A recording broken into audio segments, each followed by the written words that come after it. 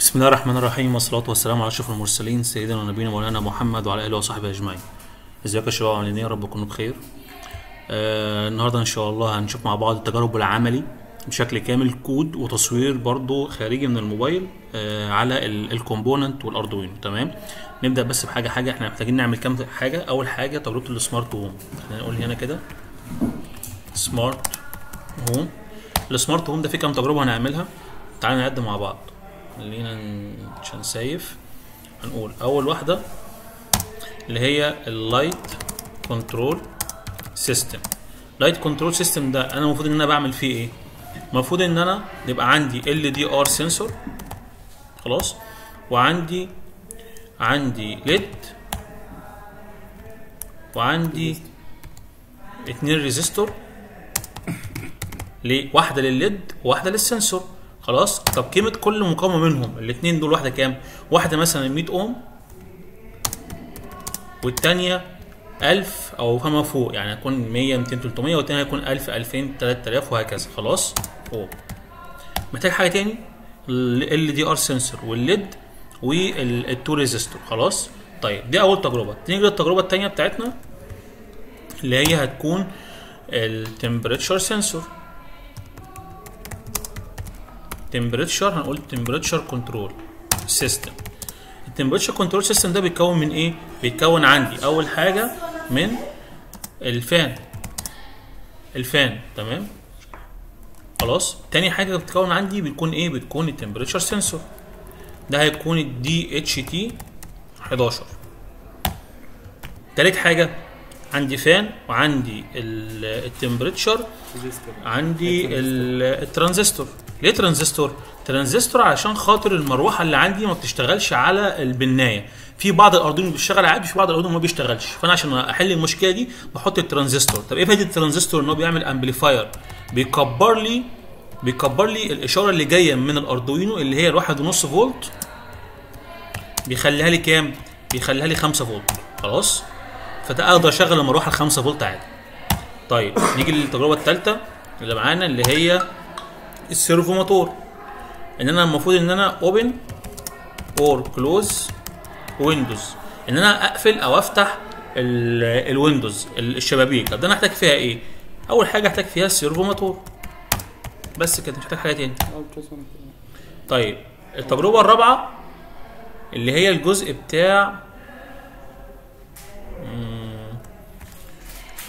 بتاع الجراج اوبن اور كلوز، ان انا افتح او اقفل الجراج. ده هعمله بالالتراسونيك. يبقى اول حاجه انا محتاج ايه؟ محتاج التراسونيك مع مين؟ مع سيرفو. ممكن استخدم نفس السيرفو اللي فوق هنا، اديله ايه؟ هديله امرين، احطه في الاف كونديشن بتاعت التمبريتشر، واحطه كمان في الكونديشن بتاع الالتراسونيك. خلاص، طيب تعالى نعمل الاربع تجارب دول مع بعض كده واحده واحده. كله هيتكتب ككود فين؟ في فايل واحد بس. تعالى اول حاجه نمسك حته التمبريتشر. ايه المتغيرات اللي عندي اللي هعملها؟ انا عندي ليد، صح؟ يبقى اول حاجه انت ليد بتساوي، هحطها مثلا في بناء رقم 8. تمام، خليها 8. خلاص، طيب جوه السيت اب بحط ايه؟ بقول له البن مود للليد دي نوعه ايه؟ اوتبوت. خلاص، تمام. واعمل لي سيريال عشان اقدر اشوف درجه اللايت سنسور القرايه بتاعته قد ايه. انا دلوقتي لما احط الاف كونديشن واقول له لو هي اكبر من كذا شغل اللمبه، او اقل من كذا شغل اللمبه، لو اكبر افصل اللمبه. ما هو اكبر من كام واصغر من كام انا مش عارف القرايه بتاعتي، صح ولا غلط؟ يبقى لازم اعمل سيريال. يبقى جوه سيت اب بقول له سيريال دوت بيجن لمين؟ ل 9600. خلاص، 9600 ده بدايه البورت بتاعي. تعال بقى جوه اللوب هقول فلوت اللايت مثلا او الفاليو بتساوي، هي القرايه بتاعت الفاليو سنسور او اللايت سنسور بتاعي ده انا بوصله بمين؟ بوصله بانالوج. فاقول له انالوج ريد لمين؟ ل A0. يبقى انا كده هوصل A0 باللايت سنسور عندي في الكومبوننت لما اجي اوصل الكود بتاعي. خلاص حلو. انا عايز اعرف بقى القيمه قد ايه عشان اجي اعمل الاف كونديشن. انا عايز اقول له اف ان الفاليو دي اصغر من كذا،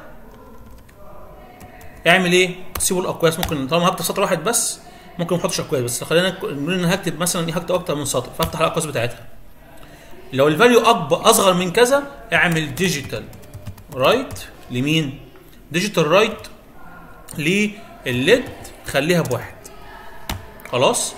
إلس بقى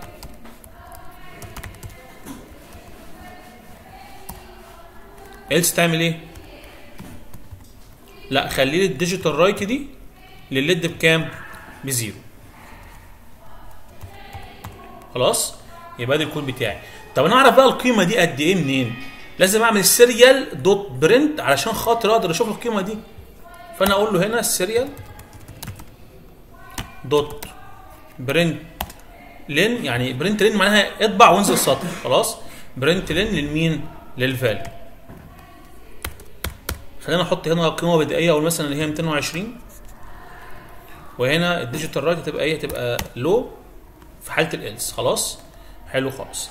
تعال نوصل التجربه بقى بتاعتنا ونوصل لايت سنسور ونقرا القيمه ونشوف القيمه اللي هنحطها هنا في الفاليو قد ايه، هل هي 220 ولا اكتر من 220؟ يعني هتبقى 300 تقريبا 350. خلاص عشان ده لايت سنسور صغير. طيب تعالى كده بقى نوقف التسجيل هنا وننقل على تسجيل الكومبوننت بقى الادوات. خلاص. طيب يا شباب ايه بقى الادوات اللي احنا محتاجينها عشان نعمل اللايت سنسور؟ محتاج بريد بورد، محتاج الاردوينو، محتاج كابلات معايا، ومعايا لايت سنسور بمقاومه وليدايه بمقاومه. خلاص حلو خالص. تعال بقى نوصل. اول حاجه هنوصل البار ونوصل الجراوند. اول حاجه هعملها في الدايره بتاعتي. خلاص تعال نلف كده الدايره بتاعتنا. ادي الموجب من جوه هوصله بايه؟ بالموجب هنا. ادي في ان جراوند باور. خلاص. واجي اوصل السالب بالشكل ده في ان جراوند اي واحده من الاثنين التانيين اخدها عادي. خلاص كده انا وصلت الباور للدايره بتاعتي لحد هنا بس. وخلي بالكم عشان توصلوا من هنا لهنا بتنسوا الباقي وما بتعملوش وصل، اعملوا وصله بسلك صغير بالشكل ده. اجي اوصل الطرف ده بالطرف ده كده يبقى انا وصلت الطرف ده، والطرف التاني نفس القصه برده. خلاص انا هشغل على النص الاولاني لو احتجت بربط. طيب تعال بقى نوصل. اول حاجه نوصل الليديه بتاعتنا. الليديه بتاعتنا بالشكل ده عندي رجل موجبه ورجل ايه؟ رجل سالبه. ادي الرجل الطويله وادي الرجل القصيره. السالب هوصله مع السالب بالشكل ده، وادي الموجب في اي مكان على البريد بورد. خلاص انا اللمبه دي مش عاجباني، هات لمبه غير اللمبه دي الزرقاء اهي. هات الكيس بتاع اللمبات كده. هي ماشي. خلي هنا رجل هنا كده ورجل هنا. خلاص بالشكل ده. طيب دي لازم يكون معاها مقاومه عشان ما تتحرقش.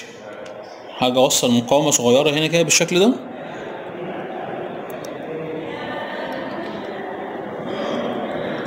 واوصلها بالشكل ده. هفصل دلوقتي الباور عن الاردوينو مش محتاجه. خلاص وصلتها بالشكل ده. حلو خالص. اتاكد بس ان هي ايه؟ ان هي نازله كويس بالشكل ده. خلاص حلو. رجل المقاومه الثانيه بوصلها مع البنايه. انا موصل بنايه رقم 8. تمام. باجي اوصلها هنا كده اقول له بنايه رقم 8. اوصلها بمين؟ اوصلها برجل المقاومه. خلاص حلو كده. انا خلاص جزء الايه؟ جزء اللمبه او الليديه بتاعتي. هاجي اوصل ايه؟ اوصل اللايت سنسور بتاعي. اللايت سنسور رجلين ملوش بولاريتي، اوصل في اي مكان عادي مفيش مشكله. خلاص فاجي هنا اروح موصل في اي مكان بس خليه قريب منه عشان باقي التجارب بتخش مكان. خليه قريب منه بالشكل ده.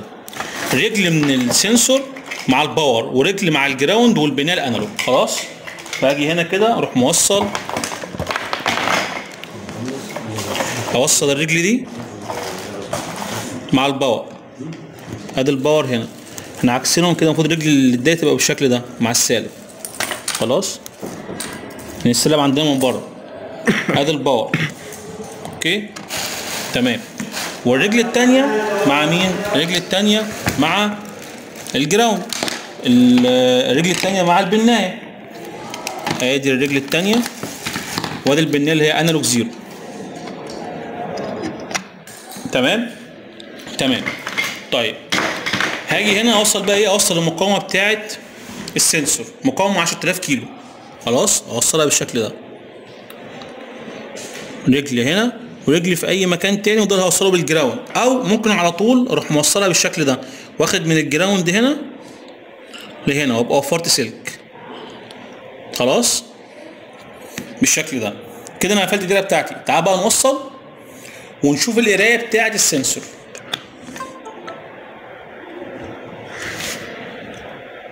واقف كده، بصوا كده يا شباب، دلوقتي القرايه عندي 800 كده على السنسور. اللمبه اشتغلت خلاص، اشيل ايدي يفصل، احط ايدي اللمبه تشتغل، اشيل ايدي يفصل. خلاص دي اول تجربه. خلاص نركن بقى التجربه دي على جنب ونكمل جنبها بقى باقي التجارب. طيب تعالوا بقى هنا دلوقتي هنشغل ايه؟ هنشغل التمبريتشر سنسور. ده تمبريتشر هيوميديتي سنسور، في 3 رجول. بصوا كده هنا عندي هنا جراوند جي ان دي، عندي داتا، وعندي في سي سي. التمبريتشر سنسور ده الوحيد اللي بوصله بالبنايه الديجيتال، مش بوصله بالبنايه انالوج. خلاص طيب تعالى نوصله كده هنا بالشكل ده. هنلزق الثلاثه هنا بالشكل ده. خلاص يبقى واحد مع الجراوند اهو، ادي الجراوند، واحد مع الباور، ادي الباور، اوصله بالسلكيه الباور. اول ما تجيب اللون الاحمر الزاهي ده مع كان هو شغال. في ناس كان بيدي معها النور بسيط كده وينور ويفصل، مع كان في مشكله اما في التوصيل اما في السلك، فتغير السلك. خلاص والتانيه ده هوصلها بالبنايه. تمام حلو. تعالوا نوصلها بالبنايه رقم 2 مثلا، 0 1 2. حلو كده هو متوصل عندي بالشكل ده. خلاص طيب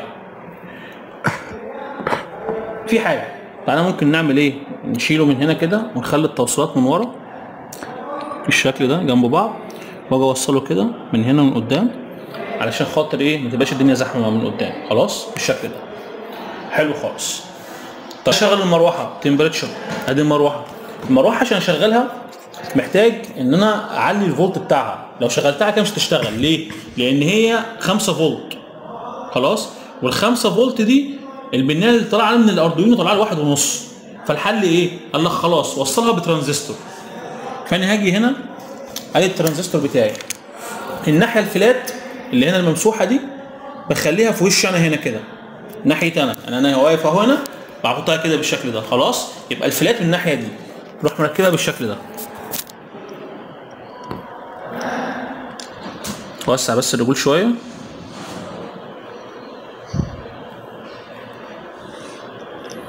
خليها بالشكل ده. خلاص حلو. يبقى الناحيه المدوره من بره، والناحيه الفلات من جوه، من ناحيه انا، من ناحيه وشي. خلاص تعال بقى نوصل. عندي الناحيه اللي على اليمين دي اسمها الاميتر، والناحيه على الشمال اسمها الكوليكتور، والبيز اللي في النص. الكوليكتور بيتوصل بالسلك الاسود بتاع المروحه اللي هو السلك السالب. تمام. والاميتر بيتوصل بالجراوند، والبيز بيتوصل بالبنايه بتاعتي. فانا المفروض ان انا كده في الكود هعرف بنايه صح؟ وليكن مثلا هحط هنا كده البنايه رقم 7، يبقى انا عندي 8 للليد، 7 للمروحه، و2 للتمبريتشر سنسور. خلاص وتعالى نوصل باقي الرجول. ادي الاميتر هوصله بالجراوند، ادي الجراوند، والكوليكتور ده هوصله بالمروحه. المروحه فيها سلكين، سلك بيوصل مع الباور وسلك بيوصل مع الكوليكتور. الاحمر ده هو الباور اهو، هديله سلك احمر شبهه عشان ما تلخبطوش، والاسود هديله سلك اسود شبهه برضه عشان ما تتلخبطوش اهو. الاسود ده بيوصل مع الكوليكتور، والاحمر بيوصل مع الباور. ده الصوت ده مقطوع ده.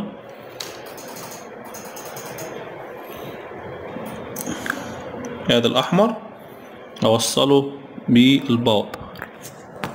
خلاص كده توصيلتي كامله ما فيهاش اي مشكله خالص. تعالى بقى نكود. يبقى انا اول حاجه عملتها التمبريتشر، وصلت رجل بالفي سي سي، رجل بالداتا، رجل الداتا اللي هي الديجيتال، ورجل بالباور. خلاص.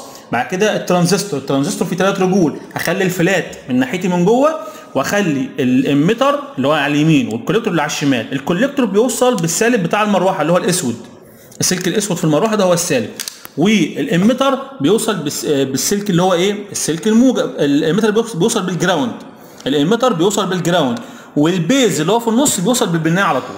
تعال بقى نشوف الكود. ثواني كده نشوف بس. تعال نبص هنا بعد ما حرقت الكود على الاردوينو، اعطيني قرايه كام؟ 911 900، وانا مش حاطط ايدي على السنسور. تعال بص كده، لو انا حطيت ايدي على السنسور بص نزلت لكام؟ نزلت ل 480.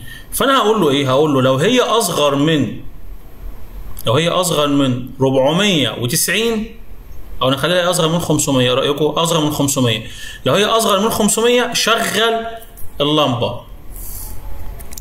لو هي اكبر من 500 افصل اللمبه. انا شايل ايدي ففي 900، لما حطيت ايدي نزلت ل 515. طب نخليها 550 مش مشكله. لو هي اصغر من 550 شغل اللمبه، اكبر منها افصل اللمبه. تعال نحرق الكود ده. اعمل بس هنا ديلي عشان خاطر ما نعرضش القرايه بسرعه. ديلي 300 عشان قرايه السيريال بس اللي بتتعرض.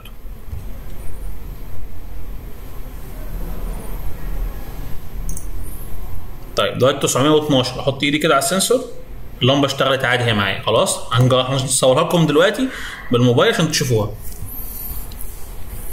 نيجي هنا دلوقتي هنلاقي ان احنا عندنا ايه؟ عندنا دلوقتي هعرف متغير تاني للفان، صح ولا غلط؟ اقول انت فان ايكوال 7. انا مش الفان موصلها برقم 7؟ تمام. طيب الدي اتش تي بقى عشان اقرا الدي اتش تي ليه اكواد معينه لازم اكتبها. اول حاجه بعمل انكلود او الهاش انكلود للدي اتش تي 11 دوت اتش. خلاص. وبعد كده باخد اوبجكت من الدي اتش تي 11. دي اتش تي 11 دي اتش تي مثلا هسميه اي اسم براحتي، ما عنديش مش هيفرق. انا هسميه باسمك يا عم عشان ما تتلخبطش. انا هسميه عزيز، وبين قوسين بديله ايه؟ بديله رقم البنايه اللي متوصل بيها. هنا المتوصل بالبنايه رقم 2، يبقى دي اتش تي 11 عزيز 2. خلاص عشان ما حدش يتلخبط. ولا مين عزيز كوماند. خلاص 2. حلو خالص. جوه السيت اب محتاج ان انا اعمل ايه؟ انا معرف السيريال بس هنا معرف البين مود للليد بس، لسه الفان ما عرفتلاش البين مود. اروح جاي هنا واقول له بين مود لمين؟ للفان 7. محتاج ان انا اعرف بين مود للدي اتش تي؟ لا مش محتاج. خلاص. الاوبجكت اللي انا عملته ده هو قام بالدنيا كلها، عرف البين مود وحط سيت اب وحط لوب وحط كل حاجه. خلاص. طيب تعالى ننزل جوه اللوب. الكود اللي انت كتبته القديم ما تلعبش فيه، سيبه زي ما هو. انا كل اللي هعمله ان انا هنزل تحت واعمل متغير جديد اهو. هعمل هنا كده كومنت واقول temperature sensor reading. خلاص. وهقول له انت تم بيساوي التمبريتشر بتاعتي بتساوي الاوبجكت اللي انا عملته اللي اسمه كوماندو دوت، في فانكشن جواه اسمها ريد تمبريتشر. متاكد ان الكتابه كاتبها صح، ريد تمبريتشر. تمام. كوما. تعالى نحط ايه بقى؟ نحط فاليو. لو هي اكبر من 26 شغل المروحه. لو هي اكبر من 16 شغل المروحه. اصغر افصل المروحه. فاقول له اف ان التمب دي افتح القوسين واقول له ان التمب اصغر من ولا اكبر من؟ هنخليها اكبر من 27. اعمل ايه؟ ديجيتال رايت لمين؟ للفان خليها بواحد. else اعمل ايه؟ ديجيتال رايت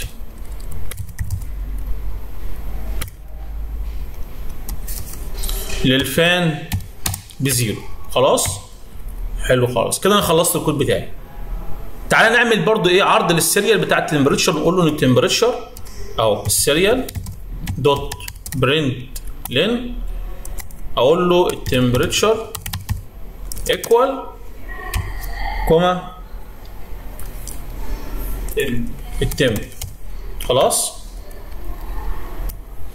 واطلع فوق هنا واقول له سيريال برنت اللايت reading is كذا، وهنا اقول له temperature reading is كذا، temperature reading is كذا. خلاص مش هسيف. تعالى نحرق ونشوف ايه اللي هيطلع قدام. else في مشكلة فيها، تعال نشوف ايه المشكلة. expected before. طيب تعال نبص هنا كده هنلاقي في، انا بتكلم في ال else دي في الكوز بتاع اللوب، الفانكشن اللوب. لا هو هنا بيتكلم ان انت هنا عامل ايه، عامل void loop. لا هو كده صح، void loop، وادي فتحة القوس وادي قفلته وادي الالس. في expected before. هنا في ايه، في سيمي كولون. تعالى نحرق كده برضه في ايرور تاني، في حاجات كتير ناسيينها. هنا مفيش، هنا كوما مش كولون، هنا كوما. القصة خلاص. طب نريح دماغنا كده ونقول له زائد. مش احنا هنا مش بنكتب بايثون، احنا هنا بنكتب سي، خليها زائد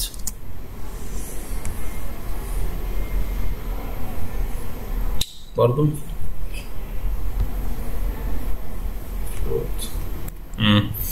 طيب خلينا نعرضها زي ما هي كده، مش مشكلة لحد ما نشوف بس اسلوب العرض كان بيتعرض هنا، كان بيتعرض ازاي.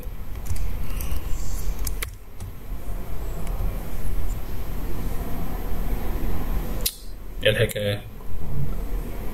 سيريال برنت مكتوبة فوق بطريقة كوماندو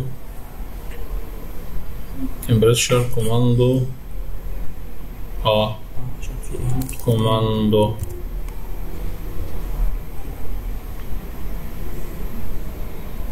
كده شغال تمام. تعال نبص للسيريال. بص كده القرايه 800 دي بتاعت اللايت سنسور، 24 بتاعت مين؟ بتاعت التمبريتشر. خلاص احنا قايلين له هنا فين، لو هي اكبر من 27 شغل المروحه، إلس وقف المروحه. هو هنا عامل العكس، هو هنا مشغل المروحه على طول. تعال نشوف ايه السبب. ثواني كده نشوف بس السنسور شغاله مش شغاله. اهم حاجه مش غلط. 24 25 وبعد كده شغال وبيقرا درجه الحراره. بياخد فتره 26 طيب هو كده في حاجه في التوصيلات بتاعتنا عكسينها. خلينا نروح تشتغل 27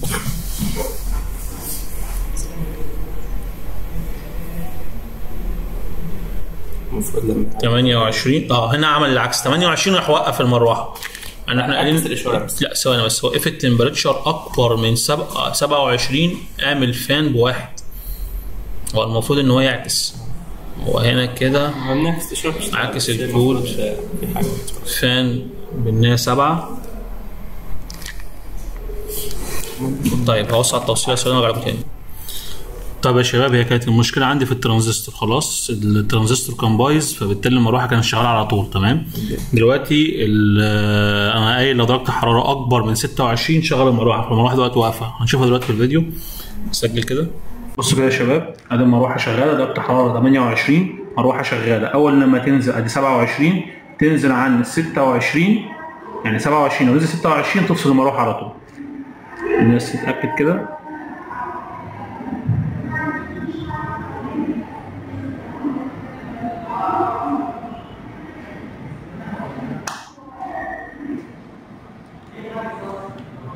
وانت شغال الحلقه تاخد التوصيلات كلها نازله ثابته علشان خاطر الحاجه لو اتهزت هتفصل منك الشغل بتاعك. بص كده السنسور شغال معانا اهو وبيفصل.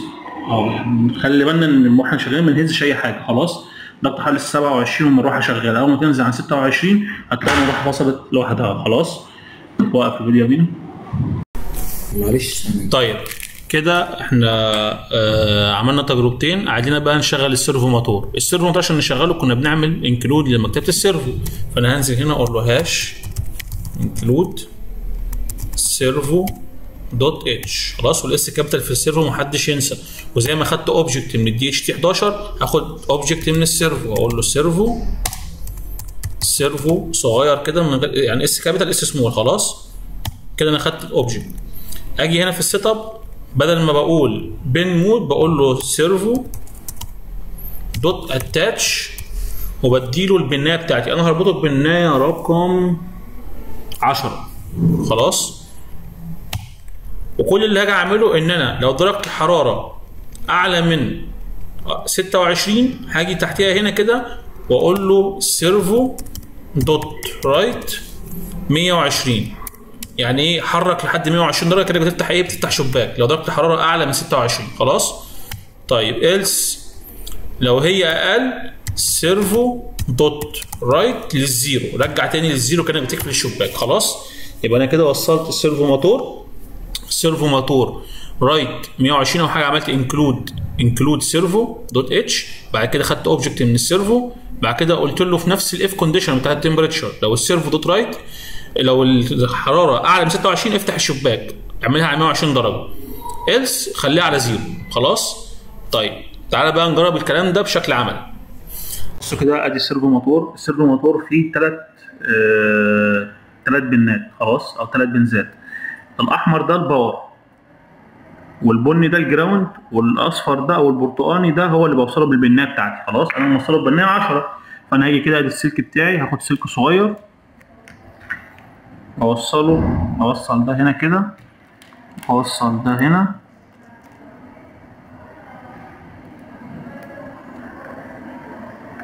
كده، واوصل ده كده خلاص. خلينا برضو ننوع في شكل الاسلاك عشان متبقاش اسلاك واحده. الاسود ده المفروض ان هو هيوصل فين؟ الاسود هيوصل مع البنايه، والاحمر ده هيوصل مع الباور، وده هيوصل مع الجراوند. فادي الباور بتاعي، وادي الجراوند اللي هو الاصفر، وادي ده مع البنايه رقم 10 8 9 10 خلاص. طيب تعالى بقى درجه الحراره كام؟ درجه الحراره 25 وانا قايل له اكبر من 26، فانا هكتب ايدي كده على التمبريتشر سنسور لحد نص 26 واشوف هيشتغل ولا مش هيشتغل. لسه نزلت 25.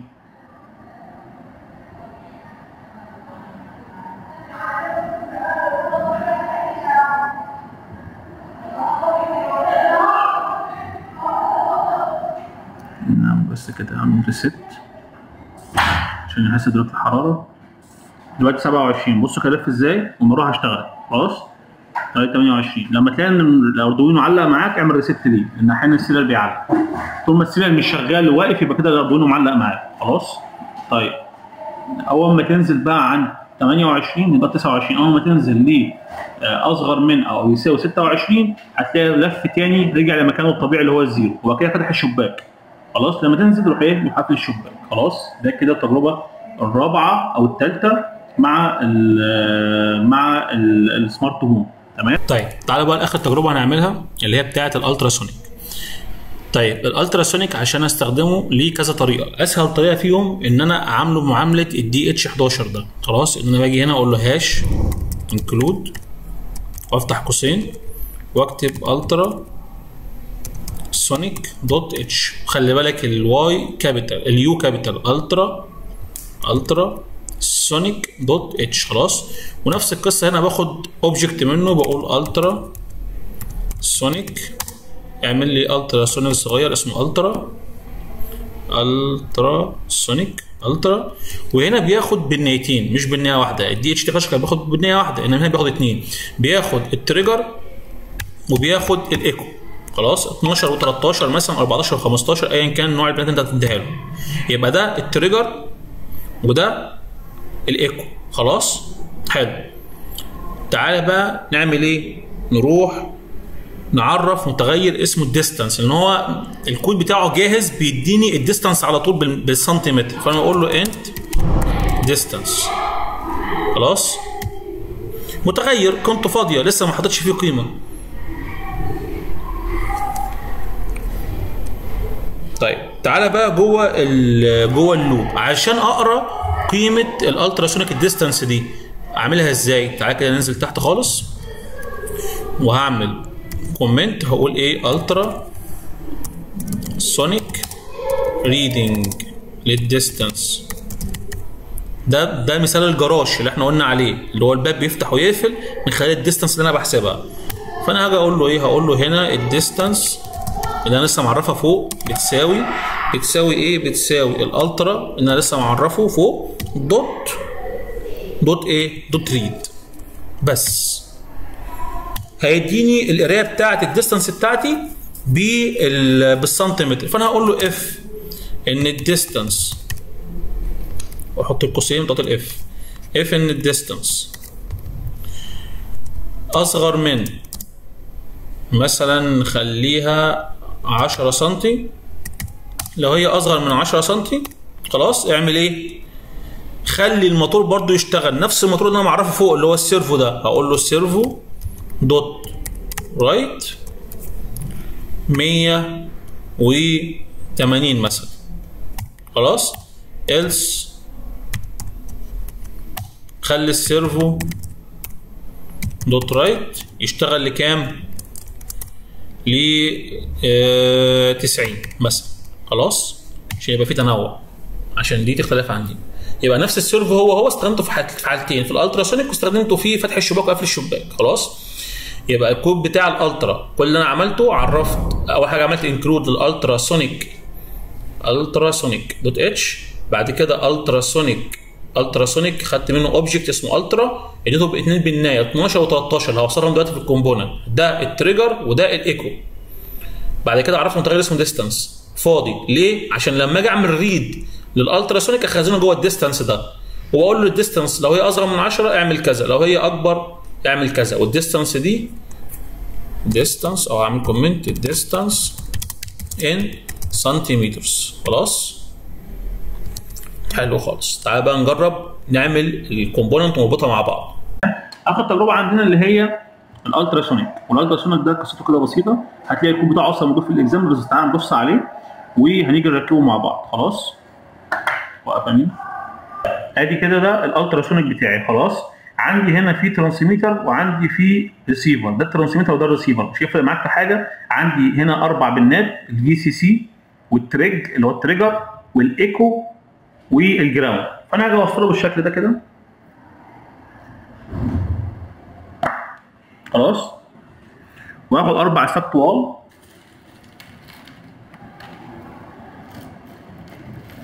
بالشكل ده. خلينا ممكن ان احنا خلينا نطلع عشان التوصيله بتاعت السيفت ده بتاعت الباور. ادي الفي سي سي هوصله هنا. خلي بالك انا مش موصل الاثنين ببعض، فانا هاجي اوصله هنا في الناحيه دي. ادي الباور،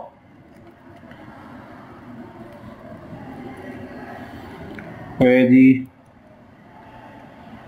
التريجر احنا قلنا بالنار كان 12، فاجي هنا كده لمكسور.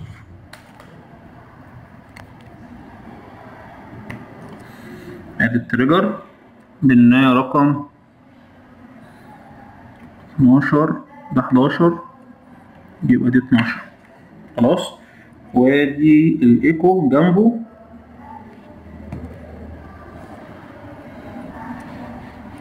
الايكو هيوصل في 13. واخر حاجة الجراوند،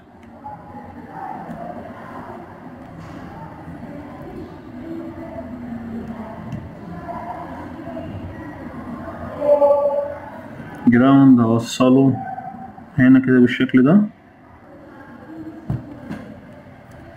خلاص، طيب تعالى عشان نتأكد ان احنا شغالين صح.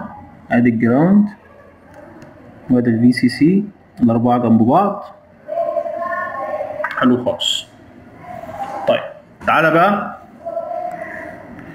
نحرق الكود اللي احنا كتبناه بالشكل ده هنا.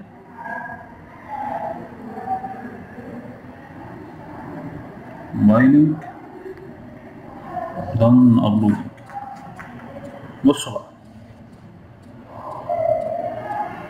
هو هنا تقريبا شايف في حاجه ساقطه معاه. بصوا كده عمال يتحرك ازاي. سيرفو دوت رايت احنا قلنا لو هي اصغر من 10 اعمل ايه؟ اعمل رايت ل 180. طيب تعالى كده. لا كده مش شغال. واقف ثانية كده يمين. بصوا كده يا شباب، هي كانت المشكلة فين؟ المشكلة كانت عايزة بس نعمل ريسيت للأردوينو، يعني عملت ريسيت هنا للأردوينو. بصوا كده، شيل ايدي، حط ايدي، يعمل ايه؟ علق تاني اهو. القراية ثابتة. طبعا عشان انت مبص عليه كذا حاجة فتلاقي ان هو ايه؟ مش أحسن حاجة معاك. بص كده. بص بالشكل ده، كده هو شغال معايا خلاص. يبقى الكود سهل جدا، 3-4 سطور. كل اللي احنا عملناه، عملنا امبورت للانكلود للمكتبة، ده اسمه امبورت اللي هو الانكلود.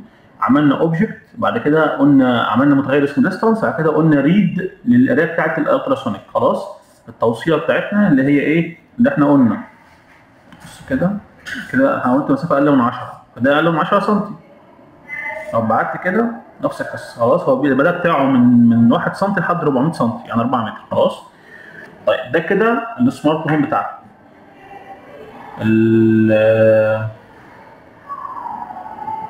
انا شغال لكم الكود، شغال لكم كود من القرايه من الجهاز. لا هقراه من الجهاز احسن.